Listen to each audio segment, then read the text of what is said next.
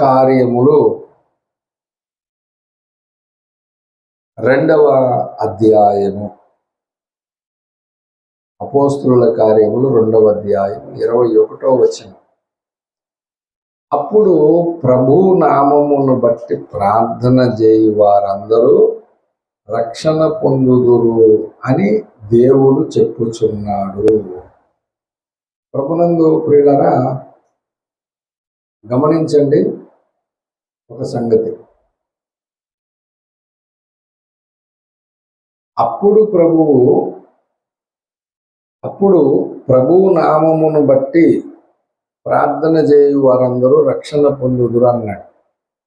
పరిశుద్ధ బైబిల్ గ్రంథములో రక్షణ అనగానే మనకి కలిగేటువంటి రక్షణ, మనము బాప్తిస్మము తీసుకున్న దినాన రక్షణ ప్రారంభమవుతుంది. రక్షణ కంప్లీట్ కాదు. ఈ విషయం మనం గుర్తుపెట్టుకోవాలి. ఎప్పుడైతే మనము బాప్తిస్మము పొందిన దినాన బాప్తిస్మం పొందిన దినాన మనకి రక్షణ అనుగ్రహింపబడింది. రక్షణ అనుగ్రహింపబడిన మనకు రక్షణను మనం ఏం చేయాలంట? అపోస్తుల కార్యములు ప్రభునందు పిల్లరా, ఫిలిప్పీలకు రాసిన పత్రిక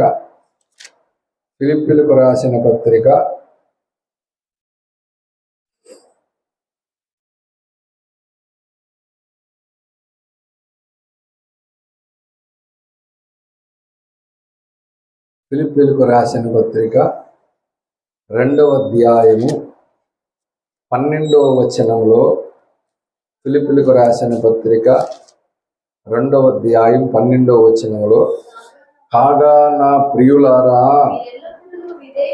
మీరెల్లప్పుడూ విధేయులై ఉన్న ప్రకారము నా ఎదుట ఉన్నప్పుడు మాత్రమే గాక మరి ఎక్కువగా నేను మీతో లేని ఈ కాలమందు భయముతోను వణకుతోను మీ సొంత రక్షణను కొనసాగించుకొనుడి అన్నాడు.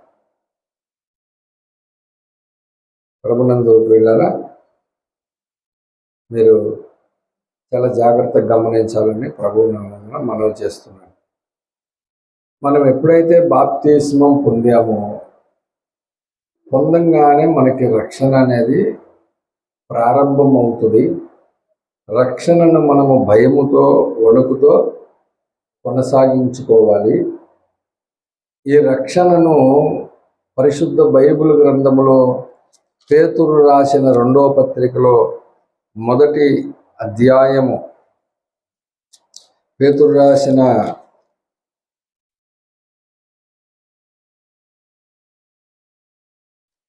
2వ పత్రిక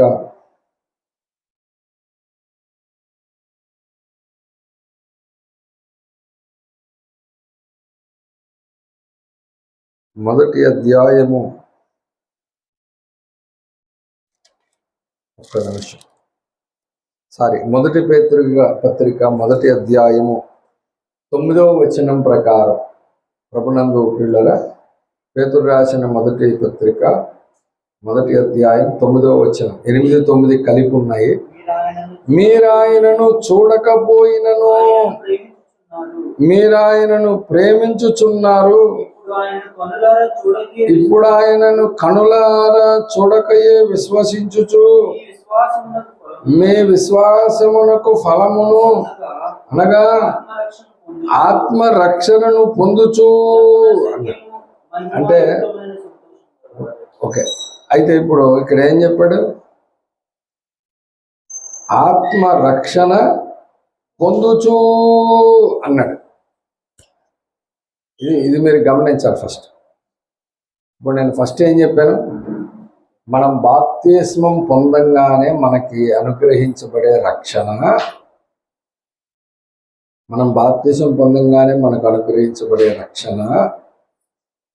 ప్రారంభమవుతుంది. కూర్చోపర్లేదు, బైబిల్ అక్కడ పెట్టి పక్కన పెట్టుకోవచ్చు. బాప్తిసం పొందంగానే మనకు రక్షణ ప్రారంభం అవుతుంది. రక్షణ కంప్లీట్ కాలేదు, గుర్తుపెట్టుకోవాలి. అందరూ ఏమనుకుంటారు, బాప్తిసం పొందగానే రక్షణ కంప్లీట్ అయిపోయింది అనుకుంటారు. రక్షణ కంప్లీట్ కాలే. ఏమైంది? రక్షణ ప్రారంభమైంది. ప్రారంభమైన రక్షణను ఫిలిప్పీలకు రాసిన పత్రిక 2వ అధ్యాయం 12వ వచనం ప్రకారం దాన్ని ఏం చేయాలి? భయముతోనూ వణకుతోనూ మన సొంత రక్షణను కొనసాగించుకోవాలి. ఎలా కొనసాగించుకోవాలంటే పేతురు రాసిన మొదటి పత్రిక 1వ అధ్యాయం 9వ వచనం ప్రకారము, ఆయనను కన్నులారా చూడకయే విశ్వసించుచు మీ విశ్వాసమునకు ఫలమును అనగా ఆత్మరక్షణ పొందుచు చెప్పసక్యమును మహిమాయుక్తమునైన సంతోషము గలవారై ఆనందించుచున్నాము అన్నాడు. అంటే ఆత్మరక్షణ పొందుచూ అన్నాడు. ఎలా పొందుచు? రక్షణ అనేది ఎలాగొచ్చింది? బాప్తిస్మము ద్వారా కదా. బాప్తిస్మం తీసుకుని యేసుక్రీస్తునందు విశ్వాసం ఉంచి పరిశుద్ధ నీటి ద్వారా బాప్తిస్మం పొందుట ద్వారా ఏం కలిగింది? మనకి రక్షణ వచ్చింది. అంటే బాప్తిస్మం పొందుట ద్వారా మనకు రక్షణ కలిగింది కాబట్టి బాప్తిస్మమును కూడా ఒక మూలరాయి కింద పౌలు భక్తుడు ఆయన వేసిన పునాదులలో ఒక పునాది రాయి కింద చెప్పాడు. హెబ్రీయులకు రాసిన పత్రిక 6వ అధ్యాయము 2-3 వచనాలలో ఆయన బాప్తిస్మములను గుర్చిన బోధయు అన్నాడు. అంటే బాప్తిస్మములను గుర్చిన బోధయు అంటే ఎన్ని బాప్తిసాలు ఉన్నాయో అన్ని బాప్తిసాల గురించి చెప్తారా? అది పునాది అంటే మరి మొదటి శతాబ్దంలో అపోస్తుడైన పౌలు కానీ లేదా శిష్యులు కానీ లేదా బాప్తిసం ఇచ్చి యోహాను కానీ ముంచుడు బాప్తిసం ఇచ్చారా? అప్పుడు చిలకరింపు ఉందా? ముంచడమే, అప్పుడు చిలకరింపు లేదు. ఆ తర్వాత 400 సంవత్సరాలు దాటిన తర్వాత రోమన్ క్యాథలిక్ మిషన్ వచ్చిన తర్వాత అప్పుడు చిలకరింపు స్టార్ట్ అయింది. 400 సంవత్సరాల వరకు ఇంచుమించుగా 4 శతాబ్దాలు పౌలు బోధ ప్రకారము బాప్తిసం ఇచ్చి యోహాను ఇచ్చినట్లుగానే బాప్తిసాలు ఇచ్చారు. ఆ తర్వాత స్టార్ట్ అయింది చిలకరింపు కానీ జెండా కింద కానీ ఇంకోటి కానీ. మరి మొదటి శతాబ్దంలో ప్రకటన గ్రంథంలో హెబ్రీ పత్రిక రాసినప్పుడు పౌలు బాప్తిస్మములను గురించిన బోధ అని ఒక పునాది రాయి ఎందుకు పెట్టాడు? అంటే బాప్తిసాల గురించి ఏదో ఒక బోధ ఉందన్నమాట. ఏంటి ఆ బాప్తిస్మముల గురించిన బోధ అని అంటే లూకాసు వార్త 12వ అధ్యాయంలో యేసు ప్రభు వారు ఈ భూమి మీద ఉన్నప్పుడు చెప్పినటువంటి ఒక మాట మీరు చూడండి. లూకాసు వార్త 12వ అధ్యాయము 50 వచనంలో, అయితే నేను పొందవలసిన బాప్తిస్మమున్నది, అది నెరవేరు వరకు నేను ఎంతో ఇబ్బంది పడుతున్నాను. నేను ఇప్పుడు దాకా రక్షణ గురించి చెప్తున్నా. రక్షణ ఎలాగ వచ్చిందని చెప్పా? బాప్తిసం పొందడం ద్వారా వచ్చిందన్న. బాప్తిసం గురించి ఒక పునాది రాయి ఉందని చెప్తున్నా. ఆ పునాది రాయిలో బాప్తిస్మల గురించిన బోధ ఏంటంటే యేసు ప్రభు భూమి మీద ఉన్నప్పుడు చెప్పాడు, నేను పొందవలసిన బాప్తిస్మము ఉన్నది అంటున్నాడు. అంటే ఇప్పుడు ఇంతకీ యేసయ్య 12:50లో లూకాసు వార్తలో బాప్తిసం ఉందంటున్నాడు కదా. ఈయన అసలు బాప్తిసం పొందాడా పొందలేదా? లూకాసు వార్త 3వ అధ్యాయంలోనే బాప్తిస్మిచ్చి యోహాను ద్వారా యేసు ప్రభు వారు బాప్తిసం పొంది బయటకు వచ్చాడని రాసింది. మత్తయి సువార్తలో ఆయన బయట రాగానే పరిశుద్ధాత్మ పావురం వల్ల దిగి వచ్చిందని ఉంది. సువార్తలన్నింటిలో ఆల్రెడీ బాప్తిసం పొందేశాడు. పొంది కొన్నాళ్ళు సేవ చేసి 1 సంవత్సరం 2 సంవత్సరాలు అయిపోయిన తర్వాత ఆయన అంటున్నాడు, నేను పొందవలసిన బాప్తిసం ఉన్నాడు. ఆయన పొందవలసిన బాప్తిసం ఏంటది? దాని కొరకు నేను ఎంతో ఇబ్బంది పడుతున్నాను. అంటే ఇబ్బంది పడే బాప్తిసం ఏంటో అది. నేను బెంగళూరు వచ్చిన కొత్తలో అడిగాను కొంతమంది క్రైస్తవ కుటుంబాలు, సరే ఇంకో బాప్తిసం అంటున్నాడు యేసు ప్రభు, ఏంటో బాప్తిసం అంటే పరిశుద్ధాత్మ బాప్తిసం అని అన్నాడు. అంటే పరిశుద్ధాత్మ బాప్తిసానికి బాధపడ్డం దీనికి ఇబ్బంది ఏమవుద్దా? అంటే అగ్ని బాప్తిసం సార్ అని. యేసుప్రభు, నేను మీకు నీళ్ళల్లో బాప్తీసం ఇస్తున్నాను, నా వెనక వచ్చేవాడు పరిశుద్ధాత్మలోను అగ్నిలోను మీకు ఇస్తాడని చెప్పాడు. ఇప్పుడు వీళ్ళు 6 అనుకుంటున్నారు, ఈయన పొందాల్సినవి 6 అని పరిశుద్ధాత్మ లేదా అగ్ని అని చెప్తున్నారు. నేను అగ్ని బాప్తీసం అనుకున్నాం. కొంచెంసేపు మేడగదిలో 120 మంది ప్రార్థన చేస్తున్నప్పుడు పరిశుద్ధాత్మ అగ్ని వలె 4 వలె అందరి మీద దిగింది. అగ్నిలోకి వచ్చింది లేదా? వాళ్ళందరూ చాలా ఇబ్బంది పడ్డారా? ఏమేమి ఇబ్బంది పడలేదు, శుభ్రం బ్రహ్మాండంగా భాషలు మాట్లాడి చాలా ఆనందంతో మరి దేవుణ్ణి స్తుతిస్తూ ఉన్నారు. మరి ఇబ్బంది పడే బాప్తీసం ఏది? ఇబ్బంది పడే బాప్తీసం ఏది? మళ్ళీ ఇబ్బంది పడే బాప్తీసం ఏంటంటే యేసు ప్రభువు చెప్పిన బాప్తీసం శ్రమలు అనే బాప్తీసం గురించి చెప్పాడు. యేసు ప్రభు ఇబ్బంది పడే బాప్తీసం, శ్రమల బాప్తీసం, సిలువ ఎక్కాల్సిన బాప్తీసం, దాని గురించి ఆయన ఇబ్బంది పడుతున్నాడు. ఇబ్బంది పడ్డాడు కాబట్టే తండ్రి అయిన దేవుణ్ణి ఈ గిన్నె నా యుద్ధ నుండి తీసేయమని అడిగాడు. కాబట్టి ప్రభునందు పిల్లరా, మరి ఈ శ్రమలు, ఈ సిలువ అనే బాప్తిస్మము గురించి యేసు ప్రభు వారు చెప్పాడు. ఈ సిలువ శ్రమలనే బాప్తిసం ఎప్పుడు తీసుకోవాలి? నేను పొందవలసిన బాప్తిసం ఉన్నదన్నాడు కదా. ఆయన పొందాలంటే మనం కూడా పొందేది ఉంటుందిగా. ఇప్పుడు ఆయనే మనకు అడుగుజాడల మాదిరి కదా.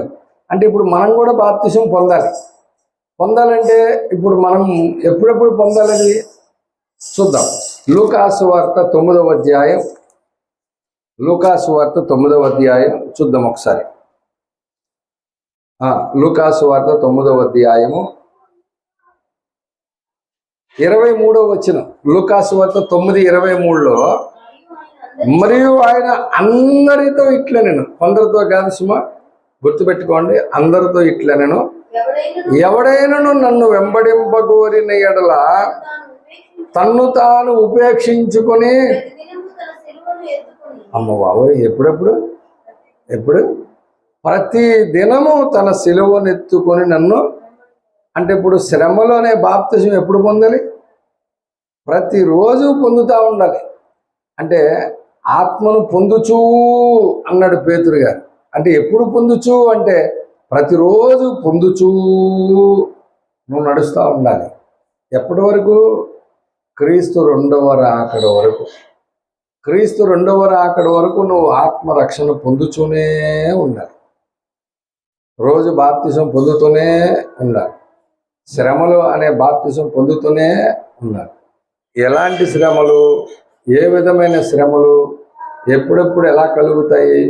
మానసికమైన శ్రమల లేదా శరీర సంబంధమైన శ్రమల మనకు తెలియదు. కానీ కన్ఫామ్గా మన కొరకైతే ఉన్నాయి లేవు.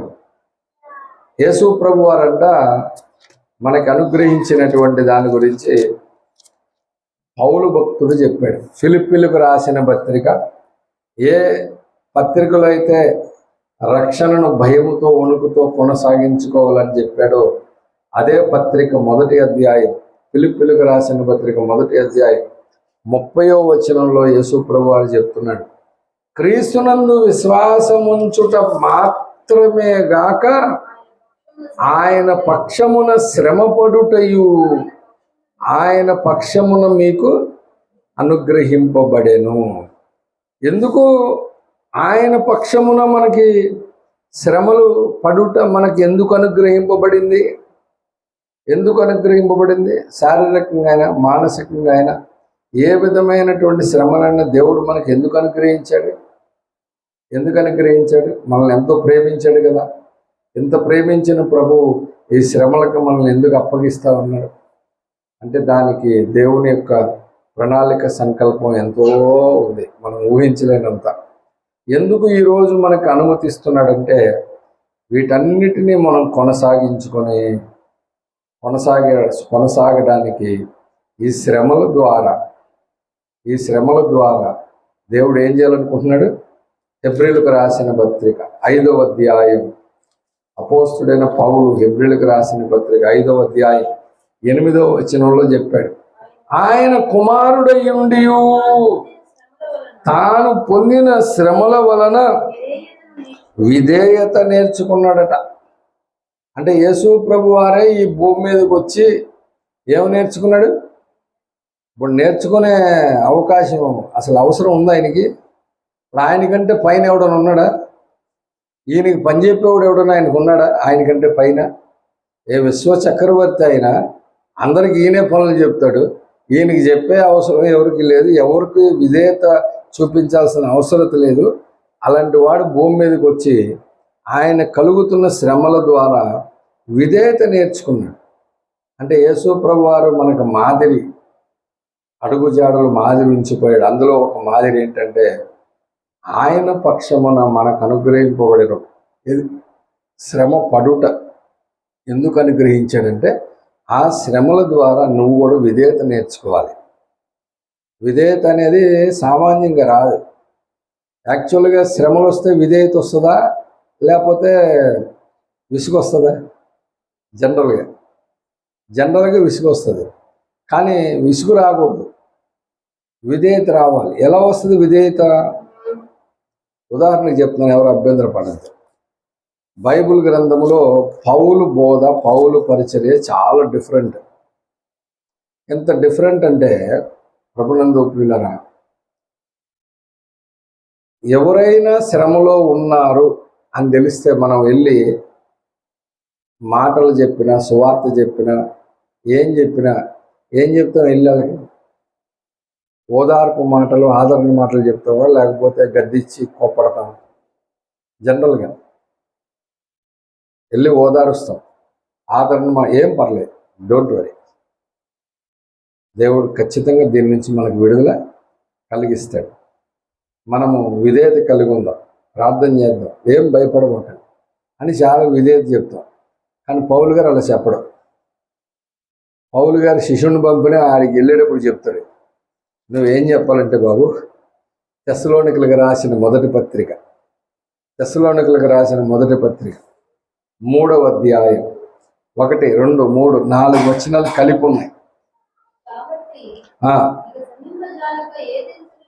చాలు.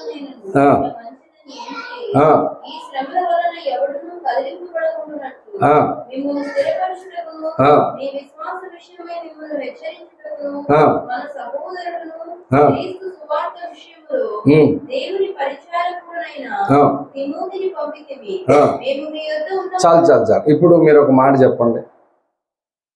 ఈ శ్రమల వలన ఎవడనూ కదిలింపకుండునట్లు మిమ్మును స్థిరపరచుటకు మీ విశ్వాస విషయమై మిమ్మును ఆదరించుటకును అన్నాడా? హెచ్చరిక ఏంటి? ఇప్పుడు ఉదాహరణకి మన ఇంట్లో ఎవరైనా ప్రభునందు నిద్రించారనుకోండి, వాళ్ళు జ్ఞాపకార్థ కూడికి పెడతారు. జ్ఞాపకార్థ కూడికి పెట్టినప్పుడు చాలామంది అక్కడికి వెళ్ళి వాక్యం చెబుతారు, ప్రభునందు మృతులు ధన్యులు. అలాగే ఇంట్లో వాళ్ళందరూ ఆయన ఉన్నప్పుడు ఇట్లాగా ఇంత ప్రేమగా ఉండేవారు, ఇట్లా చేసేవారు చెప్పుకొని జ్ఞాపకాలు చెప్పుకుంటారు. వాక్యం చెప్పడానికి వచ్చేటప్పటికల్లా ఇప్పుడు వీళ్ళందరూ మంచి శ్రమలో ఉన్నారు కాబట్టి వాక్యము ఈ శ్రమల వలన వాళ్ళు కదలకూడదు, స్థిరులుగా ఉండాలి, వాళ్ళ విశ్వాసం ఇంకా గట్టిగా ఉండాలి. ఎందుకంటే చాలామంది ఇళ్లలో ఎవరైనా ప్రభునందు నిద్రిస్తే ఆ ఇంట్లో నుంచి ఒక స్లోగన్ వినపడుద్ది, మా నాన్న అప్పుడే తీసేసుకోవాలా, ఇంకొన్నాళ్ళు ఉంచొచ్చుగా, మా నాన్న ఏం చేశాడు, మంచి భక్తిపరుడు, ప్రార్థన, అన్ని విషయాల్లో నమ్మకం ఉండేవాడు, అట్టంటుని తీసుకెళ్ళిపోతాడా అంటుంటాడు కొడుకు. పోనీ ఎప్పుడు తీసుకెళ్ళాలో చెప్పమని చెప్పలేడు. ఓఫ్రి గారు అలా అడిగాడంట, మా అమ్మని తీసుకెళ్ళిపోతావు అని అడిగితే యేసుప్రభు గారు తిరిగి అడిగాడంట, ఎప్పుడు తీసుకెళ్ళాలో చెప్పు అన్నాడట. ఏ తల్లినైనా ఎవడైనా రేపు వచ్చి తీసుకెళ్ళంటాడు, ఇది 1000 ఏళ్ళు ఉన్నా తీసుకెళ్ళద్దు అంటాడు. కాబట్టి ఎప్పుడు తీసుకెళ్ళాలి, ఎలా తీసుకెళ్ళాలి ఆయనకి తెలుసు. కానీ చాలామంది రివర్స్లో క్వశ్చన్లు వేస్తుంటారు. కాబట్టి ఈ శ్రమల వలన వాళ్ళు కదలకూడదు, స్థిరులుగా ఉండాలి. విశ్వాస విషయంలో వాళ్ళని ఏం చేయాలి? హెచ్చరించాలి. ఎలా హెచ్చరించాలి? ఒక పక్క ఆదరణ మాటలు చెబుతూనే ఇదే పత్రికలో పౌలు 4వ అధ్యాయంలో 13వ వచనంలో చెప్పాడు, సహోదరులారా నిరీక్షణ లేని ఇతరుల వలె మీరు దుఃఖపడకుండా నిమిత్తము నిద్రించిన వారిని గురించి మీకు తెలియకుండా నాకు ఇష్టం లేదని వాళ్ళు ఈ ఊరు వదిలి ఆ ఊరు వెళ్ళారు. మనం కూడా రేపు ఆ ఊరు వెళ్తాం, అక్కడ కలుసుకుంటాం అనే ఆదరణ మాటలు చెబుతూనే ఇది ఆ కుటుంబానికి వచ్చిన వాళ్ళందరికీ హెచ్చరిక చెప్పాలి. వచ్చిన వాళ్ళకి కూడా ఆదరణ. వచ్చిన వాళ్ళకి ఏం చెప్పాలి? ఇక్కడ కేఆర్పురంలో ఒకసారి ఇలాగే జ్ఞాపకార్థి గుడికి పిలిస్తే వెళ్ళా. ప్రసంగికి పాస్టర్ గారు ఎక్కడో ట్రాఫిక్ ఇరుక్కుపోయాడు. అప్పటికే గంట పాటలు పాడి పాడి పాడి ఉన్నారు. ఇక ఆయన ఎప్పుడు కొత్తాడో తెలియట్లేదని ఇంకా సార్ మీరే మాకు దిక్కు, కొంచెం మీరు వాక్యం చెప్పాలంటే చెప్తానండి. చెప్పి ఆ కుటుంబానికి ఆదరణ మాటలు చెప్పి వచ్చిన వాళ్ళందరికీ హెచ్చరిక చెప్పారు. ఏమనంటే ప్రభునందు మృతులు ధన్యులే కానీ మరి బ్రతుకున్న వాళ్ళు అన్నారు. దాని రివర్స్లో ప్రభునందు ధన్యులే, మరి బతికున్నాడు ధన్యుడేనా? మనం అనుకుంటే సరిపోద్దా? దేవుడు అనాలా? దేవుడు అనుకునేంత ధన్యతలో నువ్వు ఉన్నావా? ఇక్కడ కూర్చున్న వాళ్ళు చాలామంది రక్షణే లేదు. రక్షణ లేని వాళ్ళు ఎలా ధన్యులవుతారు? 32వ కీర్తనలో దావీదు భక్తుడు అలా చెప్పలేదే. తన అతిక్రమములకు పరిహారము నొందినవాడు, తన పాపమునకు ప్రాయశ్చిత్తము నొందినవాడు ధన్యుడు అని చెప్పాడుగా. ఇక మీలో చాలామంది ఇంకా ప్రాయశ్చిత్తమే పడలేదు, యేసు రక్తాన్ని ఆశ్రయించలేదు. మరి ఎట్లా పరలోకం వస్తారు మీరు? ఎట్లా మీరు నిద్రిస్తే ఆ ధన్యుడి లెక్కలు నువ్వెలాగుంటావు అని చెప్పిన వాక్యం చేసుకుంటే అక్కడ ఉన్న వాళ్ళందరూ ఈ జ్ఞాపకాలు కూడా ఆదరణ వాక్యం అంటే అనుకున్నా అంటే ఆదరణ వాళ్ళకి చెప్పాల్సిన ఆదరణ చెప్పేసాం. ఇప్పుడు మీ అందరికి ఎందుకు? మరి బతుకున్న సంగతి ఏంటి? దేవుడు చెప్పాడని చెప్పని మాట్లాడుకుంటే సరిపోద్దా? దేవుడు అన్నాడంట 16వ కీర్తన 3వ వచనంలో దేవుడు అన్నాడు, నేనేలాగందును భూమి మీద ఉన్న భక్తులే శ్రేష్ఠులు, వారు నాకు కేవలం ఇష్టలు అన్నాడట. అంటే భక్తులే శ్రేష్ఠులు, వారు నాకు కేవలం ఇష్టలు అంటే అందరూ భక్తులేనా? అందరూ భక్తులైతే దావీదు ఒక్కడే పలికాడు నేను నీ భక్తుడను అని. మరి మిగతా వాళ్ళు ఎందుకు పలకలేకపోయారు? కాబట్టి ఇన్ని వేరియేషన్స్ ఉన్నాయి. కాబట్టి చాలా జాగ్రత్తగా ఆలోచించండి, రక్షణ పొందండి, రక్షణ నిర్లక్ష్యం చేయమాకండి. రక్షణ పొందుటకు ఆలస్యం చేయొద్దు, పొందిన రక్షణను నిర్లక్ష్యం చేయొద్దు. ఆ రక్షణను మనము పొందుతూ ఉండాలి. ఇప్పుడు చాలామంది, మనలో చాలామంది రక్షణ పొంది సంవత్సరాలు అయిపోయి ఉంటుంది నాకు తెలిసి. మా అమ్మగారు రక్షణ పొంది 32 ఏళ్ళు, రేపు జూలై 31 వస్తే. నేను మొన్న ఫిబ్రవరి 1వ తారీఖుకి 5వ తారీఖుకి 31 సంవత్సరాలు రక్షణ పొంది. ఇప్పుడు ఆ 32, నేను 31. ఇంకా ఇందులో చాలామంది 10 ఏళ్ళు, 15 ఏళ్ళు, 20 ఏళ్ళు ఉంటారా? ఇప్పుడు నేను అడుగుతున్నా, ఇప్పుడు రక్షణ మీ అందరూ పొందారు, భయంతో వణుకుతో కాపాడుకున్నారు, రక్షణ పొందుతూ ఉన్నారు. ఎందుకంటే మన జీవితంలో శ్రమలు వస్తున్నాయి, తట్టుకొని అలాగా విధేయత కలిగి నిలబడ్డాం. Okay, right, 100%. ఇప్పుడు అడుగుతున్నా, రోమాపత్రిక 11వ అధ్యాయంలో పౌలు చెప్పిన లెక్క ప్రకారం, అపోస్తుడైన పౌలు రోమిలకు రాసిన పత్రిక 13వ అధ్యాయము 11వ వచనం, 13-11, రోమాపత్రిక 13-11. మరియు మీరు కాలము నెరిగి నిద్ర మేలుకొని వేళైనదని తెలుసుకుని అలాగు చేయుడి, మనము విశ్వాసులమైనప్పటికంటే ఇప్పుడు రక్షణ మనకు మరి సమీపముగా ఉన్నది అన్నాడు కదా పౌలు. ఇప్పుడు నేను అడుగుతున్నా, మీరు 30 ఏళ్ళు, నాకు 31 సంవత్సరాలు రక్షణ పొంది, నాకు ఎంత సమీపంగా ఉంది? అందరూ 10 ఏళ్ళు, 15 ఏళ్ళు, 5 ఏళ్ళు, లేకపోతే ఇంకా తక్కువ. మీకు రక్షణ సమీపంగా ఉందా, దూరంగా ఉందా? రక్షణ సమీపంగా ఉందా, దూరంగా ఉందా? ఇప్పుడు పౌలు భక్తుడు రోమా సంఘానికి చెప్పాడు ఏమనంటే, రక్షణ మీకు మరి సమీపంగా ఉందని. ఇప్పుడు వాళ్ళకి మనకు మరి సమీపంగా ఉందని ఆయనతో పాటు రోమా సంఘానికి కలుపుకొని చెప్పాడు. నేను అడుగుతున్నాను, మనకి ఎంత దూరంలో ఉంది? మనకు కూడా లేఖనం చూపిస్తా సమీపంగా ఎవరికి ఉంటుందో, అప్పుడు డిసైడ్ అవ్వాలి ఎవరెవరికి సమీపంగా ఉందో. చూద్దామా? కీర్తనల గ్రంథము ఎవరికి సమీపంగా ఉందో చూద్దాం. పర్లేదు ఆడుకోండి. రక్షణ ఎవరికి సమీపంగా ఉందో చూద్దాం రండి. కీర్తనల గ్రంథము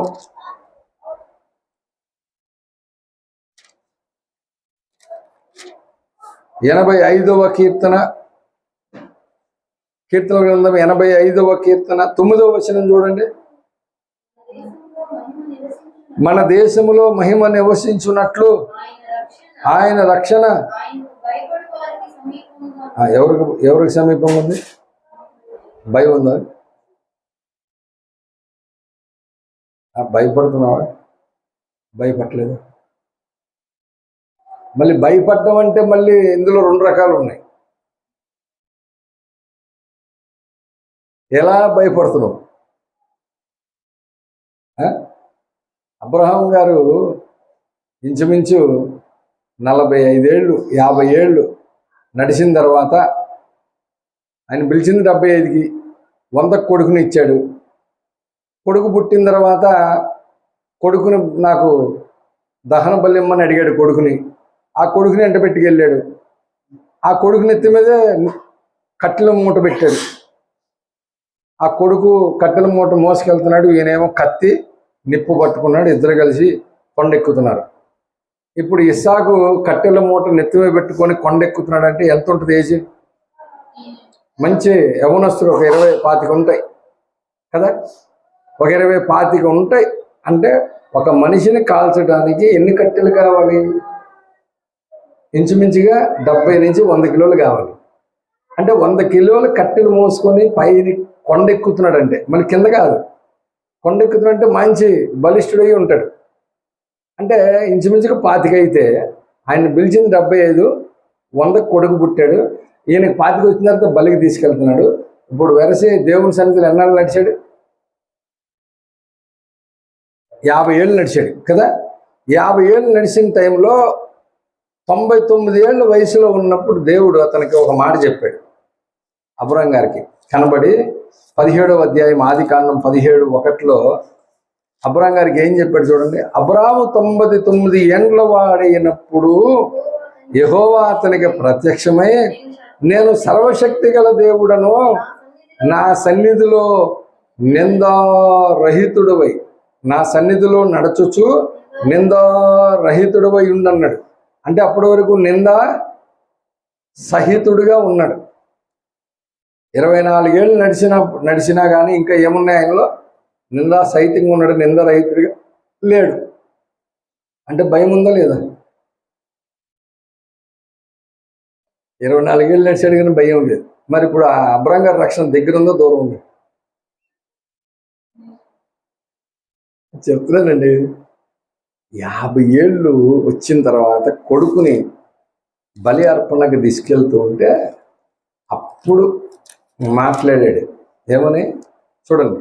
ఆదికాండం 22వ అధ్యాయం 12వ వచనం. అప్పుడు ఆయన, ఆ చిన్నవాని మీద చెయ్యి వేయకుము, అతనినేమీ చేయకుము, నీకు ఒక్కడైన నీ కుమారుడు నాకియ్య వెనుదీయలేదు గనుక నీవు దేవునికి భయపడువాడు అని ఇందువలన నాకు కనబడుచున్నది అన్నాడు. ఆదికాండం 22:12. అవునా? అంటే ఇప్పుడు ఇందువలన అంట. ఎందువలన అంటే మనము అన్ని పర్ఫెక్ట్గా చేయడం భయపడడం కాదు. చాలామంది పర్ఫెక్ట్గా బైబిల్ చదవాలి, పర్ఫెక్ట్గా పాట పాడాలి, పర్ఫెక్ట్గా మ్యూజిక్ కొట్టాలి, పర్ఫెక్ట్గా చర్చికి వెళ్ళాలి, పర్ఫెక్ట్గా ఉండాలి అనుకుంటారు. అన్నిట్లో పర్ఫెక్ట్ అనుకుంటాడు. కానీ వీడు చేయలేని పని ఏమో దేవుడు చెప్తే అట్టట్ట అడిగేస్తారు. అట్లా అలాగే అడిగేస్తారా అంటాడు. అంటే ఇప్పుడు భయపడ్డా భయపడలేదు. నువ్వు చేసేవన్నీ భయపడటం అనుకోవడం కరెక్ట్ కాదు. పర్ఫెక్ట్గా ఉండడం భయపడడం కాదు. దేవుడు నువ్వు చేయలేని, నీ వల్ల కాని ఏదైనా ఒక పని చెప్పినప్పుడు అది చేయడానికి నువ్వు సిద్ధపడినప్పుడే నువ్వు భయపడతావు. అది భయం అంటే. అంతేగాని మనం అనుకున్నది భయం కాదు. మళ్ళీ చెప్పనా, మనం అనుకునే భయపడ్డం కాదు. దేవుడు చెప్తాడు, రోజు చెప్పడు. ఈ పని రోజు చెప్పాడా? చూశాడు 50 ఏళ్ళు అయిన తర్వాత ఓ రోజు కనబడి మళ్ళీ చెప్పాడు కూడా, నీవు అక్కడై ఉన్న నీ కుమారుని అనగా నీవు ప్రేమించి ఇస్సాకునన్నాడు. ఒకవేళ ఇస్సాకు కాకుండా ఇస్మాయిల్ ఇమ్మనంటే ఇంత హ్యాపీగా వెళ్ళిపోయాడు తీసుకుని. ఎందుకు అరే దాసి కొడుకాడు కదా, ఈయన వాగ్దాన పుత్రుడు. ఇలా ఉంటుంది మెంటాలిటీ అంట. అందుకనే దేవుని కుమారుడుగా మనల్ని దేవుడు స్వీకరించడం కూడా, మనము దేవునికి ఎలాంటి వారము? దత్తపుత్రులం అంట కదా. మనల్ని అందరిని ఏం చేశాడని? దత్తత తీసుకున్నాడని చెప్పి వేణుగోపాల్ గారు ఆ దత్తత స్టోరీ చెప్పేవాడు. చాలా బాగా నవ్వొచ్చేది. ఆయన చెప్పే విషయాలు కొంచెం సిల్లీగా ఉన్న లాజిక్గా చాలా అద్భుతంగా ఉండేది. ఆయన చెప్పినటువంటి మాట, ఒక యజమానునికి ఒక భార్య ఉంది, ఒక కొడుకు ఉన్నాడు. ఆయన మళ్ళీ ఇంకొక అమ్మాయిని ఉంచుకున్నాడు, ఆయనకు ఒక కొడుకు ఉన్నాడు, అమ్మాయికి ఒక కొడుకు ఉన్నాడు. అట్లాగే 2 కొడుకులు కాకుండా ఇంకొక కొడుకుని దత్తత తెచ్చుకున్నాడట. ఇప్పుడు ఎంతమంది కొడుకులు యజమానికి? 3. ఇప్పుడు ఈ సొంత భార్య కొడుకు వచ్చాడట, నాన్నగారు 5 రూపాయలు ఇవ్వండి అన్నాడట. అంటే లేవు నాన్న అంటే సొంత కొడుకు ఏమనుకుంటాడు? డాడీ దగ్గర లేకపోతే ఉంటే నాకు ఇవ్వడా? లేవు కాబట్టి లేవన్నాడు. డాడీకి నేను సొంత కొడుకుని అని, సరే డాడీ అట్లాగే పర్లేదు అని వెళ్ళిపోతాడట. ఇప్పుడు ఉంచుకున్న కొడుకు వచ్చాడు, 5 రూపాయలు ఈ డాడీ అన్నాడు. ఎలా? ఎందుకు? ఉంచుకున్న దానికి కొడుకు కాబట్టి స్మూత్గా చెప్పాల్సిన నెసిటీ కూడా, అమ్మ బాబోయ్ డాడీ కోపం వచ్చినట్టుంది, లేని పని గొడవ, సరే వెళ్ళిపోదామని సైలెంట్గా వెళ్ళిపోతాడు. ఇప్పుడు దత్తత కొడుకున్నాడు. ఇప్పుడు వీడొచ్చాడు, డాడీ 5 రూపాయలు అన్నాడు. అంటే లేవమ్మా అన్నాడు. లేవా? 5 రూపాయలు లేనప్పుడు నేను ఎందుకు దత్తత తీసుకుంటావు? దోపిడీ చేస్తావో, దొంగతనం చేస్తావో, ఏం చేస్తావో నాకు తెలియదు. 5 రూపాయలు నాకు కావలసిందే అని అడిగే హక్కు సొంతోడికి లేదు, ఉంచుకున్నోడికి లేదు. ఎవరికి ఉంది? దత్తత తీసుకోవడం. ఎందుకంటే అంత పవర్. అట్లాగే యేసు ప్రభువుని మనం అడిగేటప్పుడు అబ్బా తండ్రి అని అడుగుతామని మనం దత్తపుత్రులు, మన రోమాపత్రికలో పౌలు చెప్పిన మాటలు చెప్పేవాడు ఆయన. ఇట్లా ఆయన చిన్న చిన్న విషయాలు చెప్పేవాడు, చాలా లాజిక్గా ఉండేది. నిజమే కదా, మనం దేవుడిని అలాగే అడుగుతామో అడగం. ప్రభు నువ్వు చేయాల్సిందని ఆయన అంటాం. మనం అడిగే కొన్ని ప్రార్థనలు కనుక అన్యులు వింటే ఆశ్చర్యపోతుంటారు, ఏటో ఇలా అడుగుతున్నాడు దేవుడిని అని. కాబట్టి ప్రభునందు పిల్లరా, దేవుడు మనల్ని అంతగా దత్తత తీసుకున్నాడు. కానీ మనల్ని ఏమైనా దేవుడు అడిగినప్పుడు, అందుకని అయ్యగారు ఏమన్నాడంటే, ఎంతసేపు నువ్వు దేవుడి దగ్గర నుంచి ఇది కావాలి అది కావాలని అడుగుతున్నావు అంటే నువ్వు ఎల్కేజీలో ఉన్నావు. ప్రభువా నీకేం కావాలి చెప్పు, నేను చేస్తాను అనేది నువ్వు పీజీలో ఉన్న భక్తి జీవితంలో ఉన్నావు అన్నాడు. అది రావాలంటే అబ్రాహాంకి 50 ఏళ్ళు పెట్టింది. మరి నీకు నాకు ఎన్నాళ్ళు పడుతుంది అంటే, ఆ రోజుల్లో 50 ఏళ్ళు పట్టిందంటే బైబిల్ ఉందా? ప్రతి ఆదివారం చర్చికి వెళ్ళి కానికేసి వచ్చి కూడా పాస్టర్ గారు ఉన్నాడు, ఇంటికి వచ్చి అప్పుడప్పుడు వాక్యం చెప్తాడా? ఆ రోజుల్లో ఏం లేవు. ఎప్పుడైనా దేవుని వాక్కు ప్రత్యక్షత కలిగితే రావడమే తప్ప మామూలుగా ఆయనకి చెప్పేవాళ్ళు ఎవరు లేరు. 50 ఏళ్ళు పట్టింది. మరి నీకు రోజు టీవీ ఆన్ చేస్తే 24 గంటలు అదే అవుతుంటుంది, శుభవార్త ఛానల్లో అన్నిటిలో. కావాలంటే పాస్టర్ గారు మా ఇంటికి రండి అయ్య గారు అంటే వెళ్తాడా? మనం చెప్తాం వస్తామని, కానీ ప్రమాణం చేస్తావా?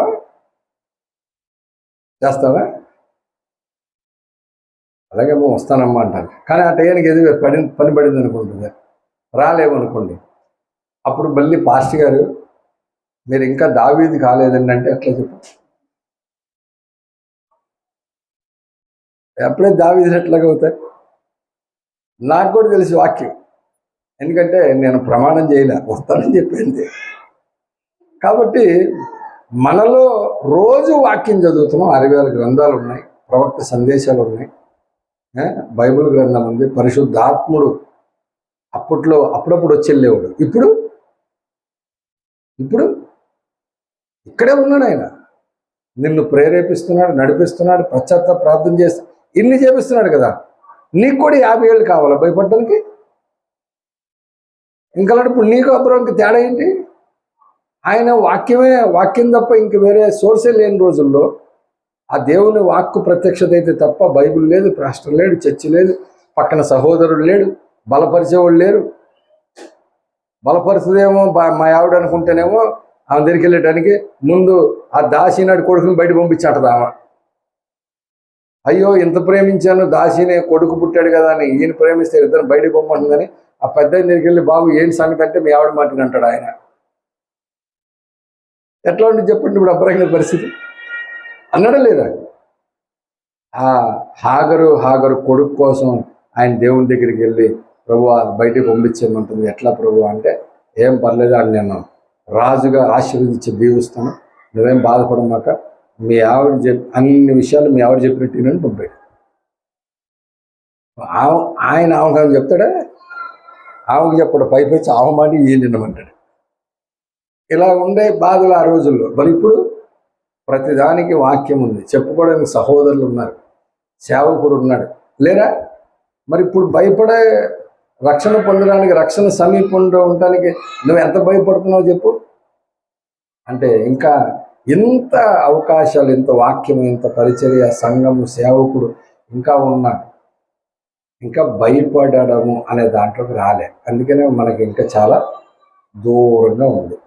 అందుకనే దేవుడు ఏం చేస్తాడంటే ఇంకా ఎంతకాలం భయంతో వణుకుతో కొనసాగిస్తాడు, ఇంకా ఎంతకాలం రక్షణ పొందుచూ ఉంటాడు, ఇంకా ఎంతకాలం శ్రమలనే బాప్తిస్మము ఇంకా పొందాలో ఆయన అన్ని అనుమతిస్తూనే ఉన్నాడు మన లైఫ్లో.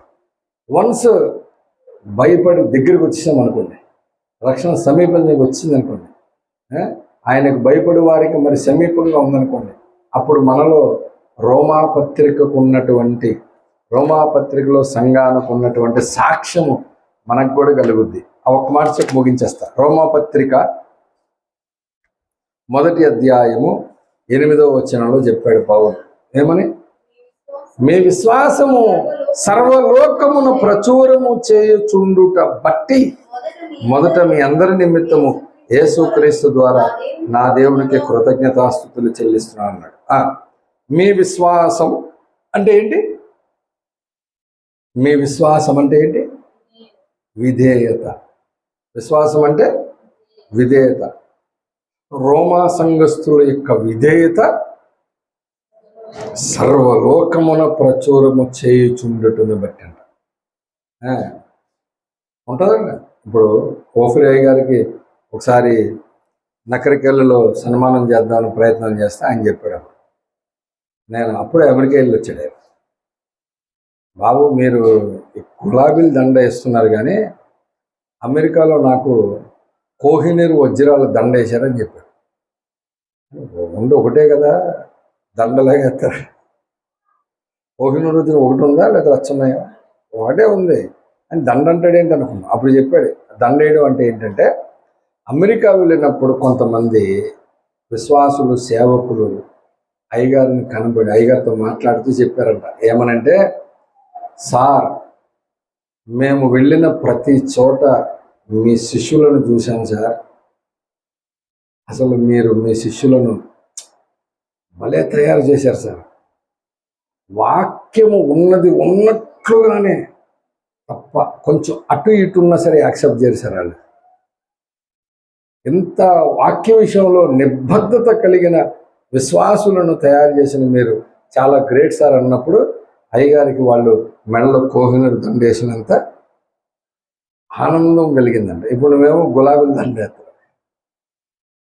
మీరు ఇట్లా చెప్పిన మాట వినట్లేదు కాబట్టి మీకు ఎట్లాగైనా సరే మీరు ఇట్లా నా మాట వినరని అయ్యగారు, మీరు నాకు పూలదండ వేయడానికి వచ్చిన వాళ్ళందరికీ నేను మీకు గొడవలు పెడతానని చెప్పని. ఏం గొడవలు పెడతారంటే, శ్రీలారా మీరందరూ గుర్తుపెట్టుకోండి, పేతురు రాసిన 1వ పత్రిక 3వ అధ్యాయం ఏడో వచ్చిన 9వ వచనం. 9 పేతురు రాసిన మొదటి పత్రిక 7వ వచనం, 3వ అధ్యాయం 7వ వచనం. అటువలే పురుషులారా, జీవమున కృపావరంలో మీ భార్యలు మీలో పాలివారు ఉన్నారని ఎరిగి ఎక్కువ బలహీనమైన ఘటమైన భార్యను వీడు ఒక్కసారైనా నీకు శాలువ తెచ్చి పూలదండేశాడా? నాకు మాత్రం ఎక్కడ పడితే అక్కడ వేస్తున్నారు. వీళ్ళ సంగతి అంటే మీరు చూసుకొని ఇంటికి వెళ్ళిన తర్వాత సరదాగా అట్లాగూ ప్రభునందు పిల్లలు మంచి ప్రవక్తను దేవుడు మనకి ఇచ్చాడు. విధేయత, ఆయనకి ఆయన మీద ఉన్న విధేయత సర్వలోకం ప్రచురమైనప్పుడు ఎంత ఆనందం ఉంటుంది పౌలుకి.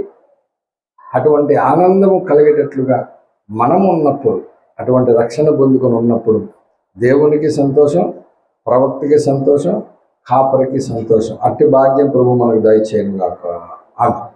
ప్రార్థన చేసుకుందాం. చివరి ప్రార్థన ఆశీర్వాద ప్రార్థనతో ముగించుకుందాం. మహాపరిశుద్ధుడు, ప్రేమగల మా తండ్రి, మహోన్నతుడా, సర్వోన్నతుడా, జీవాధిపతి యేసయ్య, నీకు వందనాలు, స్తుతులు, స్తోత్ర. ప్రభువ, రక్షణ పొందు వారందరికీ రక్షణ అనుగ్రహించు వాడవై ఉన్నావు. ప్రార్థన చేయు వారందరికీ రక్షణ అనుగ్రహించు వాడై ఉన్నాడని చెప్పావు.